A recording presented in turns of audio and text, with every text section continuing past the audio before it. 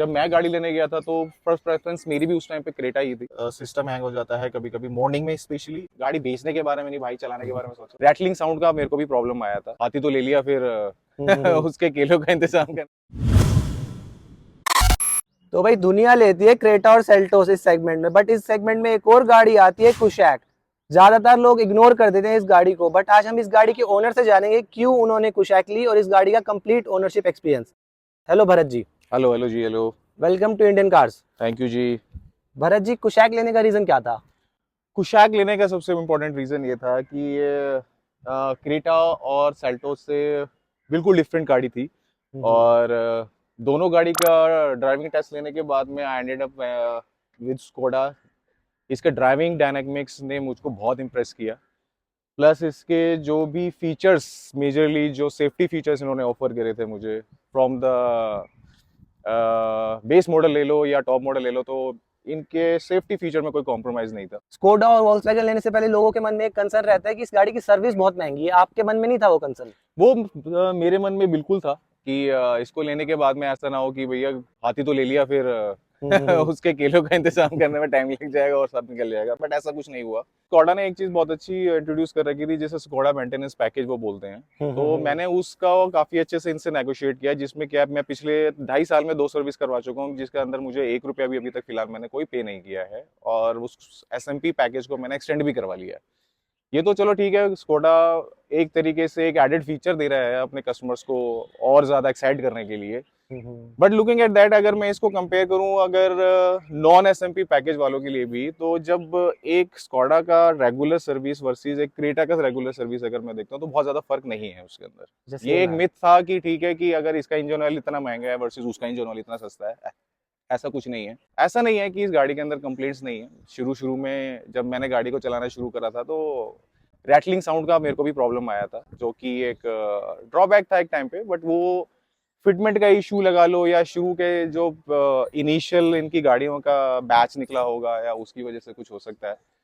But over the period time मेरे को अभी फिलहाल मैं चला रहा हूँ, पिछले 2 समर हो गए मुझे निकालते हुए, तो वो रैटलिंग साउंड अब इतना नहीं मेरे को तंग करता, और काफी हद तक स्कॉडा ने उस चीज को कंट्रोल भी किया है। हाँ, मेरे को एक और भी प्रॉब्लम आई थी इसके अंदर, जो विंडो थी, पावर विंडो, वो अपने आप ड्रॉप डाउन कर जाती थी। ये अक्रॉस द सेगमेंट काफी लोगों ने फील किया था इस चीज को, जो मेरे साथ भी हुआ था।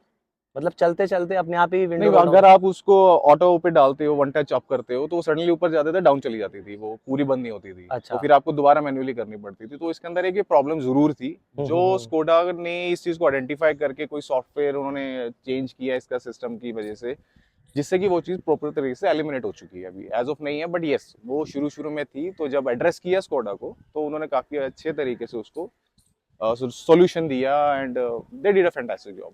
जैसे आप सर्विस पैकेज का बता रहे हो, उसकी कॉस्टिंग कितनी थी? एवरेजली जब मैंने लिया था, तो उस पैकेज की कॉस्ट थी अप्रोक्सीमेटली 25,000 रुपीज। बट कितने टाइम का? 4 ईयर, 4 इयर्स का 4 ईयर का था। 4 ईयर वारंटी भी थी आपकी, और आई थिंक कुछ 1 लाख किलोमीटर और वट एवर जो भी अर्लियर होता है उस टाइम के SMP होता। और मैंने वो SMP फिर अभी सोच रहा हूँ, कंसिडर कर रहा हूँ कि उसको एक्सटेंड करा लूँ। तो कितने का हो रहा है अभी एक्सटेंड? अभी एक्सटेंशन जो हो रही है इसकी, they are asking for another 19-18,000, जिसमें मेरे को 2 सर्विसेज और फ्री मिल जाएंगे एक तरीके से। But I am not considering it, कि क्योंकि उसमें काफी चीज उन्होंने कम कर दी है। फॉर एग्जांपल इंजन ऑयल वगैरह को छोड़ के कोई भी अगर आपका और पार्ट वगैरह चेंज होगा, तो वो उसकी कॉस्ट एनीवेज आने वाली है। अच्छा, उसमें बस इंजन ऑयल इंक्लूडेड रहता है और कुछ भी इंक्लूड नहीं है? शुरू में तो उन्होंने फिलहाल, अभी जो मेरी पहली सर्विस हुई थी, इंजन ऑयल चेंज हुआ, स्पार्क प्लग वगैरह चेंज हुए, लुब्रिकेशन हुआ, और आपका सनरूफ है मेरी गाड़ी में, तो उसका लुब्रिकेशन वगैरह, सो कोई कॉस्ट मैंने नहीं दी। इवन कोई लेबर चार्जेस मैंने नहीं दिए। मैंने गाड़ी दी, मेरे सामने मैंने सर्विस कराई, मैं गाड़ी लेके आ गया। तो और उसकी जनरल कॉस्ट जो मैंने देखी है, वो भी जो पहली सर्विस की कॉस्ट थी, वो अराउंड 8 से 10,000 के आसपास थी, अगर किसी ने SMP पैकेज नहीं लिया हुआ है तो आई वुड से कि मैंने पहली सर्विस में इतना पैसा उनसे बचा लिया, जबकि मैं 2 सर्विस ऑलरेडी करा चुका हूँ। तो कितने किलोमीटर पे होती है इसकी सर्विस एक? इसकी सर्विस होती है इधर 15,000 किलोमीटर या 1 साल, जो कि एक बहुत अच्छा बेनिफिट है अगर आप कंपेयर करो क्रेटा या किसी और को भी, जिसमें वो 10,000 किलोमीटर या 1 साल बोलते हैं। मतलब देखा जाए 30,000 पे क्रेटा की 3 सर्विस हो जाएंगी, इसकी 2 होगी। इसकी 2 होंगी। तो एक तरह से कॉस्ट अगर एवरेज मेजर करा जाए तो लगभग सेम ही या कम ही बैठेगा, उससे कम ही बैठेगा, कम ही बैठेगा। शोरूम वगैरह में जैसे आपको किसी पार्ट कोई खराब हो गया, वो कहते हैं कि अभी 10 दिन वेट करना पड़ेगा, पार्ट आएगा, इस टाइप का कुछ वेटिंग का एक्सपीरियंस हुआ? मैंने, हाँ, मेरे साथ ऐसा एक्सपीरियंस नहीं हुआ, क्योंकि मुझे इस चीज की जरूरत नहीं पड़ी। अच्छा। बट हमारा स्कोडा का एक ग्रुप है पूरा दिल्ली एनसीआर का, जिसका मैं भी मेंबर हूँ। उसको हम स्कोडा किंग के नाम से एक व्हाट्सएप ग्रुप जिसमें चलता है, जिसमें दिल्ली एनसीआर के सब लोग वहाँ पे इन्वॉल्व है, सब आपस में डिस्कस करते हैं ऑल दैट। तो वहाँ पे सब अपने अपने एक्सपीरियंसेस ऐड करते रहते हैं कि आज मेरे को इस सर्विस स्टेशन पे ये इशू हुआ या मैंने ये लिया। तो ओवरऑल अगर मैं देख रहा हूँ तो कहीं पे ऐसी कोई कंप्लेंट नहीं आएगी कि मुझे कि मैंने फलाना पार्ट के लिए उसने मेरे को 1 महीना वेट कराया, 6 महीने वेट कराया, एक्स्ट्रा कुछ ऐसा नहीं था। पार्ट्स की अवेलेबिलिटी है, ऐसा कुछ नहीं है अनटिल अनलेस की कुछ ऐसा आपकी गाड़ी में इंजन में कोई प्रॉब्लम आ जाए या कुछ है। तो अभी तक फिलहाल तो कहीं से मुझे ऐसी कंप्लेंट ना सुनने को, ना मेरे को एक्सपीरियंस रहा है फिलहाल। इंजन वाइज आपको रिस्पॉन्स कैसा लगा इसका? आपका कौन सा इंजन है इसका? तो मेरी गाड़ी 1 लीटर है, अच्छा। स्टाइल मॉडल है, ये टॉप एंड मॉडल ही था टॉप मॉडल जो था। मैंने पिक किया। तो 1 लीटर इंजन मेरा प्रेफरेंस इसलिए रही कि मेरी लोकल रनिंग ज्यादा है रादर देन कि मैं इसको बाहर रूट पे लेके जाता हूँ। तो मैंने 1.5 लीटर इसलिए कंसीडर नहीं किया, अदर 1.5 लीटर का भी मेरे पास ऑप्शन था। तो ये सफिशिएंट है, इसकी पावर आपको सफिशिएंट लगी? फॉर मी यस, मैंने इस गाड़ी को काफी हाईवेज पे, फ्रीवेज पे चलाया है, और need not to be said कि अच्छी स्पीड पे चलाया है। 130 140 के आसपास भी मैंने इसको टच किया है, फियरलेसली टच किया है। एंड मुझे कहीं ऐसा नहीं लगा कि गाड़ी में कहीं लैग है। इवन टर्बो भी जो है इसका, turbo charge, I really like that कि जब वो दूसरे तीसरे गेयर पे दो आरपीएम के ऊपर ही एकदम से टर्बो जब चार्ज आता है तो यू फील दैट थ्रटल कि आपको वो गाड़ी पावर दे रही है। तो ऐसा नहीं है कि 1 लीटर के अंदर वो पावर कम है, बट यस अगर आप 1.5 लीटर से 1 लीटर कंपेयर करोगे तो बस वो हॉर्स पावर का फर्क तो आपको डेफिनेटली वो मिलेगा ही मिलेगा। तो मेरी पर्सनल चॉइस के लिए मेरी जरूरत नहीं है, यस मेरे को 1.5 यस मेरे को अच्छा लगता, बट मेरी जरूरत नहीं थी। जरूरत नहीं थी। और जैसे ये 3 सिलेंडर है, 1.5 वाला 4 सिलेंडर है, जी। तो 3 सिलेंडर का कुछ नॉइस वगैरह कैबिन के अंदर आती है आपको? सी ऐसा सचन कोई कैबिन की नॉइज नहीं है इसके अंदर, बट यस जब गाड़ी आप स्टार्ट करते हो इसकी मॉर्निंग में या कभी भी आपकी गाड़ी थोड़ी देर के लिए कहीं खड़ी है, तो फर्स्ट जब आप उसको स्टार्ट करते हो वो स्टार्ट होती 1.5 के ऊपर है, आरपीएम के ऊपर। तो एक अच्छा। साउंड तो वो डेफिनेटली आपका इंजन का थोड़ा सा लाउडर देती है गाड़ी, और थोड़ी देर के बाद वो सेटल डाउन हो जाता है। I think this can be something जो कि ऑटोमेटेड है इसके अंदर, जो उसको मैं कंट्रोल नहीं कर सकता। वो स्टार्ट ही 1.5 पे होती है तो अलग से एक नॉइज आती है गाड़ी की। कुछ वाइब्रेशंस वगैरह फील होती हैं इस पे इंजन में? वाइब्रेशंस नहीं फील होती है मुझे सचिन, मेरा एक्सपीरियंस अभी फिलहाल ऐसा नहीं अच्छा, रहा है कुछ कि वाइब्रेशन वाइब्रेशन वगैरह मुझे नहीं फील है। हो रही है गाड़ी के अंदर कि मेरा स्टीयरिंग मुझे बता रहा है कि ये समथिंग इज रनिंग, कोई पार्ट्स मूव कर रहे हैं, नहीं ऐसा मुझे कोई फिलहाल तो फील नहीं हुआ गाड़ी के। जैसे लोग कहते हैं road presence wise Skoda Kushaq थोड़ा सा पीछे है, क्रेटा सेल्टोस वगैरह बड़ा लगता है, मतलब सेम सेगमेंट की और बड़ी दिखती है रोड प्रेजेंस में, तो उस बारे में कुछ कहना चाहेंगे आप? सी अगेन जब मैं गाड़ी लेने गया था तो फर्स्ट प्रेफरेंस मेरी भी उस टाइम पे क्रेटा ही थी। अच्छा। As per the Indian mentality तो मैंने भी सोचा था कि let's go with the Creta only. Unfortunately गाड़ी को मैं चला चुका था, क्रेटा मैंने अपने फ्रेंड्स की काफी टेस्ट ड्राइव ले रखी थी, गाड़ी की मैं चला रखी थी, तो I was very much happy with that. Skoda से शोरूम में मैं मेरा जस्ट रैंडमली विजिट थी, I am gonna share with you my experience. So random visit थी कि मैं चलो एक कुशाक गाड़ी खड़ी है, let's explore that also if it's the same thing and all that jazz. तो मेरा माइंड कहाँ चेंज हुआ जब मैंने इस गाड़ी का एक अच्छा खासा टेस्ट ड्राइव लिया था। और अच्छा जब खासा मैंने इस मतलब गाड़ी काफी का चलाया? एग्जैक्टली तो जब मैंने इस गाड़ी को थोड़ा बात करके शोरूम वाले से मेरे को थोड़ा लंबे रूट पे मैंने बोला कि साथ चलते हैं ऑल दैट दे देते हैं व्हाटएवर। वो ऐसे?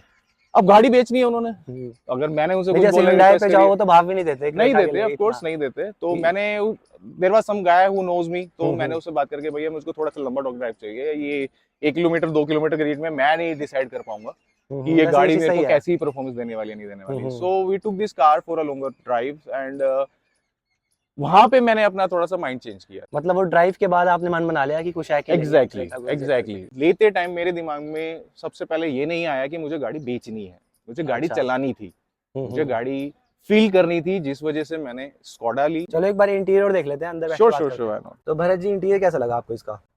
इंटीरियर ओवरऑल सेटिस्फैक्टरी है। आई रियली लाइक दिस, ये 2 स्पूक स्टीयरिंग मेरे को काफी अच्छा लगा, it's very exciting. And specially ये जो स्क्रॉलिंग नोब है रादर देन वो बटन की जगह जो इन्होंने ये स्क्रॉल दिया है, आई रियली लाइक इट, बहुत ज्यादा इजी टू यूज है। स्टीरियो का रिस्पॉन्स भी बहुत अच्छा है, एंड्रॉइड ऑटो वायरलेस है इसका। तो कुछ लैग वगैरह है इसमें? शुरू में जरूर मुझको कुछ लैग लगा था, बट अगेन वो इनिशियल कंप्लेंट्स के बाद में इन्होंने सॉफ्टवेयर के अंदर कुछ काम किया, जिसके बाद फिर एंड्रॉइड ऑटो ऑटोमेटिकली चलता है, मुझे कोई कनेक्ट करने की दोबारा नहीं पड़ती, you sit in the car it's started automatically. Wireless है, बिल्कुल वायरलेस है। थोड़ा कहीं पे मुझे लगता है कि हार्ड आपका प्लास्टिक है इसके अंदर, कुछ और वैल्यू एडिशन हो सकती थी कि थोड़ा प्रीमियम और बनाया जा सकता था, अगर कुछ लेदर लेदर फिनिश वगैरह। अगर दे देते इवन यहाँ पे भी इन्होंने सिर्फ हाफ 50% तक यहाँ पे सिर्फ लेदर दिया, अगर थोड़ा सा और सॉफ्ट टच अगर होता है यहाँ पे किसी और तरीके से तो अच्छा और रिस्पॉन्स हो सकता था। सीट्स का कंफर्ट कैसा लगा आपको? सीट का कंफर्ट काफी अच्छा है, सिंस टॉप एंड मॉडल है इसका, वेंटिलेटेड सीट्स हैं, बट मुझे कहीं के लगता है कि वेंटिलेटेड सीट का थोड़ा सा रिस्पॉन्स और ज्यादा अच्छा होना चाहिए था, कि कभी कभी लगता है इतनी एक्सट्रीम गर्मी के अंदर कि उतना फीचर से नहीं है। इफेक्टिव नहीं है, और थोड़ा सा लंबर सपोर्ट और बेटर हो सकता था।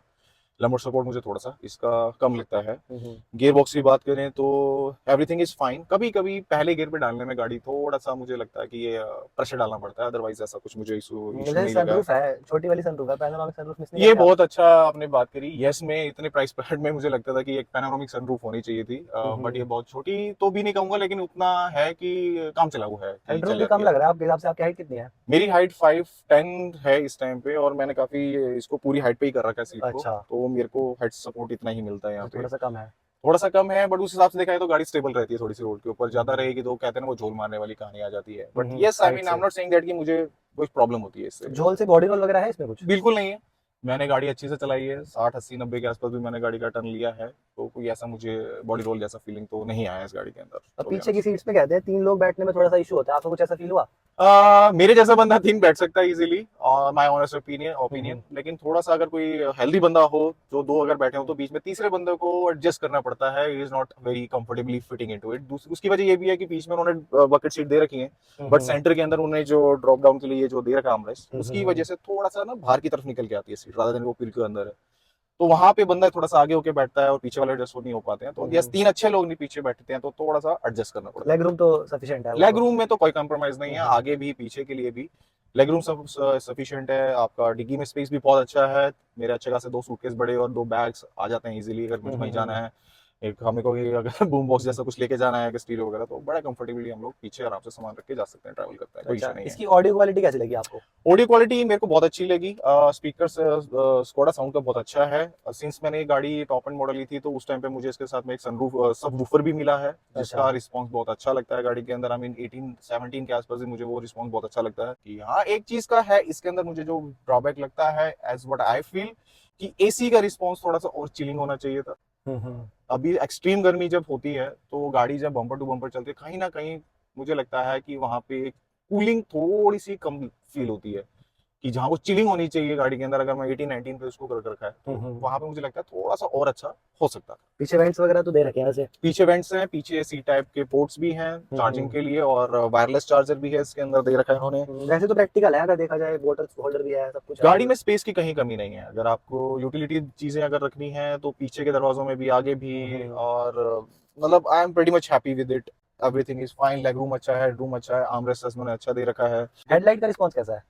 हेडलाइट का अभी तक तो ठीक है, लेकिन यस पीपल आर सेइंग कि इसकी हेडलाइट का जो आपका एक्सपेंशन है वो थोड़ा सा लिमिटेड लगता है, तो लोगों ने कहीं ने इस चीज को ध्यान में रखते हुए एक्स्ट्रा लाइटें लगवाई है नीचे, बट मुझे पर्सनली नहीं फील हुआ। बट अच्छा। यस, लोगों ने जैसे आज मैंने आपको बताया कि हमारा एक ग्रुप बना हुआ था, वहाँ पे हम बातें करते हैं कि क्या है, तो लोगों ने इस चीज के बारे में तो भी है। यस, एक 360 डिग्री कैमरे की बहुत मेजरली कमी है, होना चाहिए था। अगर आप 18 लाख 19 लाख रुपए किसी गाड़ी में लगा रहे हो तो आई थिंक ये अब एक बेसिक फीचर हो गया आज की डेट में, हर गाड़ी में अवेलेबल है, इवन ब्रीजा भी देता है और सब चीजें देते हैं। रिवर्स कैमरा की क्वालिटी कैसी है? रिवर्स कैमरे की क्वालिटी अगर आपको मैं दिखाऊं तो वेरी मच साफ सुथरी है, थोड़ा सा छोटा है, बट अगेन आपका स्टीयरिंग को अगर आप घुमाते हो तो कहीं पे वो अच्छा, रिस्पॉन्सिव नहीं डायनेमिक है, नहीं है, हाँ। कि और गाइडिंग लाइंस नहीं दिखाता आपको कि ये कैसे हम्म, रिलीज करता है, इस जस्ट कि आपको जनरल दिखा रखा है कि आपका कितना दूर कितना पास है। नाइट टाइम में कैसा रिस्पॉन्स है? नाइट टाइम में भी अच्छा रिस्पॉन्स है, नाइट टाइम में भी कोई इशू नहीं, कभी कभी हैंग हो जाता है, अच्छा। सिस्टम हैंग हो जाता है कभी कभी मॉर्निंग में, स्पेशली जब आप गाड़ी स्टार्ट करते हो तो अगर आपने बैक गियर लगाया है गाड़ी को, वो कैमरा वहीं स्टिल रहेगा, आप 22 20 30 की स्पीड पे भी पकड़ लेते हो गाड़ी, आप दूसरे तीसरे चौथे गियर पे आगे बढ़ा देते हो। और कोई आपको इशू फेस हुआ टेक्नोलॉजी वाइज गाड़ी में अब तक? बाकी ऐसा सचिन मुझे अभी तक फिलहाल टचवुड मैंने कभी फिलहाल तो मैंने कुछ नहीं किया अभी तक। मैं सिर्फ 2 ही चीज़ों के लिए कंप्लेंट लेके गया था, एक स्टेरिस की और एक इसका जो ये रिस्पॉन्स पहले बहुत लैग करता था, तो उन्होंने उस चीज़ को अपग्रेड करके या जो भी सॉफ्टवेयर इन्होंने डाला है इसके अंदर, वो मेरा नहीं ओवरऑल था, तो वो सब चीज़ें उन्होंने करी हैं। आफ्टर सेल सर्विस ठीक है, overall my experience with Kushaq, I am happy customer as of now, and fingers cross. अगर इसको रेट करना हो आउट ऑफ 10 तो कितना रेट करोगे आप? तो मैं इसको आउट ऑफ 10 अगर मैं बोलता हूँ तो somewhere around I would rather give 8 something around की। ठीक है, दे काफी सारे बॉक्स उन्होंने टिक किए हैं, बट स्टिल इंप्रूवमेंट की थोड़ी बहुत जरूरत है। आई होप कि आने वाले जो नए इनके मॉडल सब आ रहे हैं तो उन्होंने उस चीज को कस्टमर फीडबैक के बेसिस पे ठीक करने की कोशिश की होगी। अगर आज की रेट में किसी का बजट हो 17-18 लाख तो आप उसको रिकमेंड करोगे या कोई और गाड़ी की तरफ जाने के लिए कहोगे? सी आई वुड से कि ये डिपेंड करेगा आपका, मेरी छोटी फैमिली, फाइव, मेरे को 7 सीटर गाड़ी की जरूरत नहीं है, तो I rather go with small SUV types की, जो कॉम्पैक्ट एसयूवीज कह लो आप उसको। बट यस, अगर किसी का 17-18 लाख का है और उसको अगर पावर चाहिए और एक ड्राइविंग एक्सपीरियंस अच्छा चाहिए, तो I would say first please go ahead and try Skoda, compare it yourself when you driving a Creta. बहुत ज्यादा आपको प्राइस में बेसिकली फर्क ना लगे, लेकिन ड्राइविंग एक्सपीरियंस में आपको बहुत फर्क पता चलेगा। Don't go by the saying कि ठीक है आफ्टर सेल सर्विस और ये सारी चीजें। मेरा एक्सपीरियंस काफी अच्छा रहा है गाड़ी बेचने के बारे में नहीं भाई, चलाने के बारे में सोचो। अगर आपने गाड़ी खरीदनी है, अगर खरीद के बेचनी है तो फिर ट्रेडिंग कर लो यार, गाड़ी क्यों खरीदो, सीधी सी बात है। चलो, thank you so much Bharat ji अपने Yeah, it's experience nice share करने meeting के you. लिए। Yeah. Thank you so much. Thank Thank you. Thank you.